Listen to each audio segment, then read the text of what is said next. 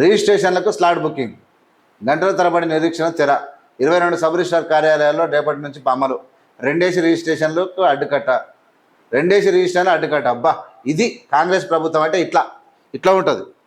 ఈ బీఆర్ఎస్ ప్రభుత్వం దీన్ని పాడైపోయిన ఇది మంచు. ఒక్కొక్క ప్లాట్కు 3 రిజిస్ట్రేషన్లు ఉంటాయి. ఇక్కడ హైదరాబాద్ను గబ్బు లేపి ఫేక్ గాలతో దొంగల ముఠలను తయారు చేసింది బీఆర్ఎస్ పార్టీ. నువ్వు హైదరాబాద్లో ఏదైనా చూడు, డబల్ రిజిస్ట్రేషన్. సార్ నేను ప్లాట్ అమ్ముతుంటే డబల్ రిజిస్ట్రేషన్ ఉందని అడగాలి. ఇదో పార్టీ, అదో పాలన, మళ్ళీ వాళ్ళు ఒకటి, ఇది కథ. డబల్ రిజిస్ట్రేషన్ ఇక్కడ చూడండి ఎట్లుంది. ఇక్కడ రెండేసి రిజిస్ట్రేషన్లకు అడ్డుకట్ట. వారవ్వా, ఇది కావాలి. ఇది పాలన అంటే. రెవెన్యూ మంత్రి పొంగులేటి శ్రీనివాసరెడ్డి, నువ్వు చూడు రాదంటే డబల్ రిజిస్ట్రేషన్ మొత్తము. ఇప్పుడు డాక్యుమెంట్లు అమ్మేతోళ్ళు మొత్తం రాష్ట్రం మీద తిరుగుతురు.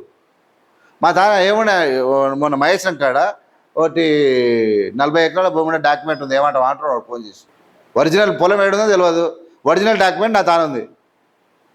డాక్యుమెంట్ కావాలంటే ఇన్ని పైలు అవుతాయి చెప్పిగా. అంటే ఎవరు ఈ దొంగల ముఠను తయారు చేసింది ఎవడనుకున్నావు? ఈ బీఆర్ఎస్ఏ. ఇప్పుడు తల్లి శీలం వేస్తే పిల్ల గట్టినమే సాదా. కేసీఆర్ పోయి నడిశీల పోయి బర్ర బరకత్తినాడు రాష్ట్రాన్ని. నువ్వు తింటావని నా మొత్తం ఐఏఎస్లు ఐపీఎస్లు మొత్తం ఆడు సోమేష్ గాడు, ఈ భూమేష్ గాడు, ఈ లంగలు, మన ఎవడెవడి కలెక్టర్లు, మన అమయ్ కుమార్, ఇలా మొత్తం మీక తిన్నారు. ఇక మీరు తింటారని ఎల్లుగాడు పులుగాడు మొత్తం ఇదే పని. డబల్ రిజిస్ట్రేషన్ మొత్తం కొట్టుక సత్య కార్యక్రమాలు జరుగుతున్నాయి. మళ్ళీ మేము పాలకులము, మేము శుద్ధపూసలము, మేము మళ్ళొస్తాము, దుమ్ము దులిపేతాడు లేక మామూలుగా రాష్ట్రాన్ని సర్వనాశనం చేసి ఎట్లున్నాడు చూడుగా. నాయకు నున్నగా అయ్యిండు. దోషి రాష్ట్రాన్ని సగం దోషిండు. ఈయన మాట్లాడతాడు కాంగ్రెస్ బీజేపీలు అంటే ఒక పొత్తులు తింటాయట. ఈయన చెప్తాడు గిట్లా చెప్పి నాశనం అయిపోతారు. ఇగో కాంగ్రెస్ భాజపాల ఉమ్మడి సీఎం ఇంత దరదాపినోడు ఇవ్వడానికి ఇటువంటి నాయకుడు ఎట్లయితాడా? ఈయన ఐటీ శాఖ మంత్రి, ఇంకే మొత్తం ఈయనదే. ఇప్పుడు సబితా ఇంద్రారెడ్డి ఇలా పార్టీలకు పోయింది.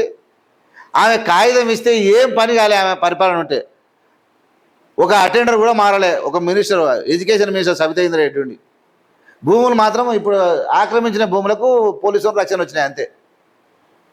ఏం పని చేసిరా కేటీఆర్? మీరు మీ తాను దోషిన పైసలతో చిల్లరగాలంతా మీ ఎంబడి తిరుగుతారు అంతే. మీరు కథమైపోవాలి మాలాంటి ఉంటే.